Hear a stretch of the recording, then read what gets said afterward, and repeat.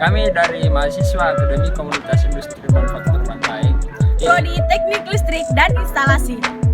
Terima kasih kepada dosen kami yaitu Odilia Valentine STMT karena telah memberikan kami materi terkait simulasi yang ada di Akademi Komunitas Industri Manufaktur Bantai. Video ini dibuat untuk menyelesaikan salah satu tugas dalam mata kuliah Dasar-Dasar Industri 4.0 dengan dosen pengampu Ibu Odilia Valentine STMT. Kami dari kelompok 1 terdiri dari 6 anggota kelompok yang masing-masing bekerja sama memenuhi tugas dengan materi simulasi. Sebelum kami masuk ke pembahasan, izinkan kami memperkenalkan diri terlebih dahulu.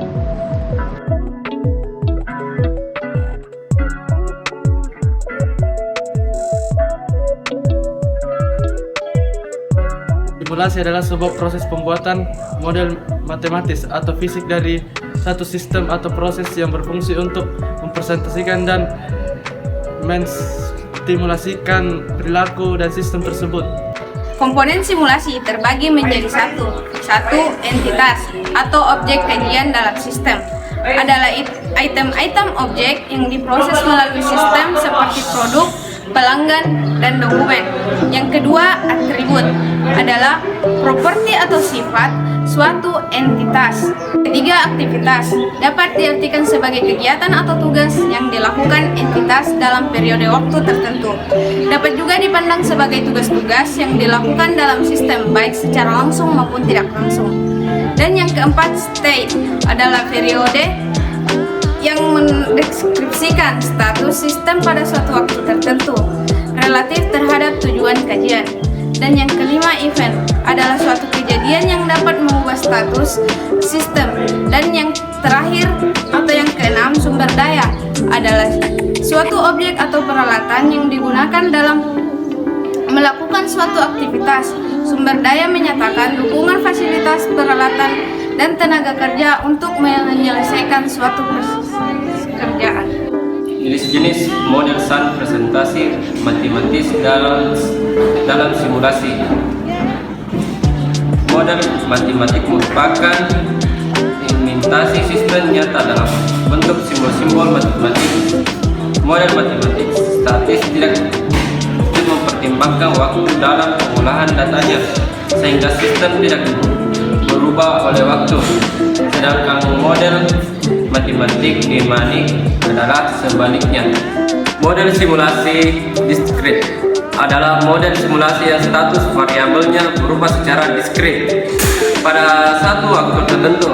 Contohnya, simulasi layanan teller bank, di mana jumlah pelanggan yang menunggu atau antri berubah secara diskrit dari waktu ke waktu. Model simulasi kontinu adalah model simulasi yang status variabel berubah secara kontinu dari waktu ke waktu. Contoh, simulasi kontinu adalah simulasi permukaan air bendungan. Model simulasi statis dikenal juga dengan nama simulasi Monte Carlo yang mempresentasikan sebuah sistem pada waktu tertentu. Sebagai contoh, ingin disimulasikan jumlah pelanggan yang membeli suatu produk di sebuah toko berdasarkan data historis yang berdistribusi eksponensial. Kemudian dibangkitkan dengan bilangan random untuk menunjukkan jumlah pelanggan yang dibangkitkan sesuai posisi internal distribusinya. Pengaplikasian simulasi dalam kehidupan. Yang pertama ada simulasi dalam sistem manufaktur, yaitu pengoperasian perangkat lunak untuk memodelkan komputer dalam sistem manufaktur. Yang kedua ada penggunaan sistem dalam bidang manufaktur, di mana operasi validasi untuk memodelkan atau mengoperasikan sistem seperti transportasi logistik.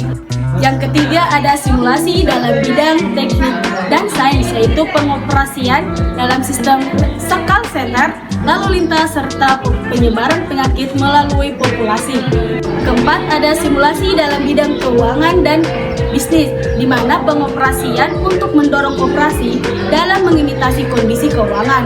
Yang kedua ada kondisi atau resiko konsekuensi dari tindakan bisnis perusahaannya, serta mempercepat proses pembelajaran dalam pengoperasian perusahaan. Yang kelima ada simulasi dalam bidang kedokteran, yaitu penggunaan VR untuk pengalaman 3 dimensi dalam melakukan pelatihan medis, manajemen nyeri, serta terapi fisik. Baik, adapun kelebihan dan kekurangan simulasi. Kelebihan 1. Sebagian besar sistem aktual dengan elemen-elemen probabilistik tidak dapat dideskripsikan secara akurat dengan model matematik. Dengan demikian, simulasi dapat digunakan untuk mendapatkan solusi dari suatu permasalahan. 2. Rancangan-rancangan alternatif sistem yang dianjurkan dapat dibandingkan melalui simulasi untuk mendapatkan yang terbaik. 3. Simulasi memungkinkan studi sistem dengan kerangka waktu lama dalam waktu yang lebih singkat. Adapun kekurangan simulasi. 1. Hasil simulasi bersifat individual, tidak bisa menjadi solusi umum. 2. Sebuah model simulasi probabilistik hanya menghasilkan nilai estimasi. 3. Hasil simulasi sulit diinterpretasikan karena hasil simulasi merupakan rangkaian dari skenario.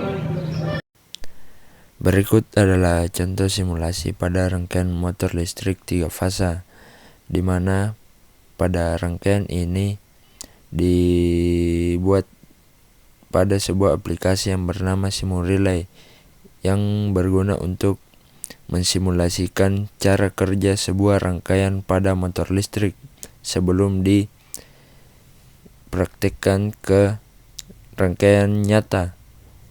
Jadi pada rangkaian motor listrik ini, pada saat fuse disambungkan atau MCB satu fasa disambungkan, maka aliran akan sampai di tombol start.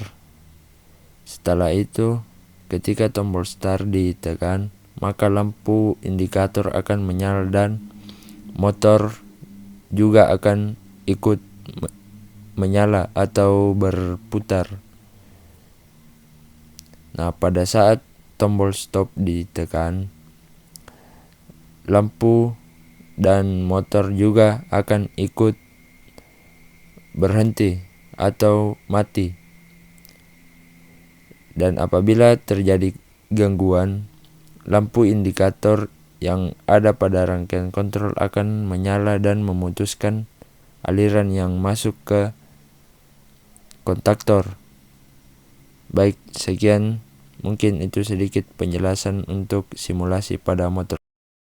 Kesimpulan dari materi kelompok kami yaitu simulasi dapat membantu meningkatkan pemahaman tentang suatu konsep, fenomena, atau sistem dengan memberikan pengalaman langsung yang lebih mendalam. Melalui simulasi, pengguna dapat mengamati dan berinteraksi dengan model yang direpresentasikan secara virtual, membantu mereka memahami hubungan sebab akibat, dinamika, dan kompleksitas dari subjek yang sedang dipelajari.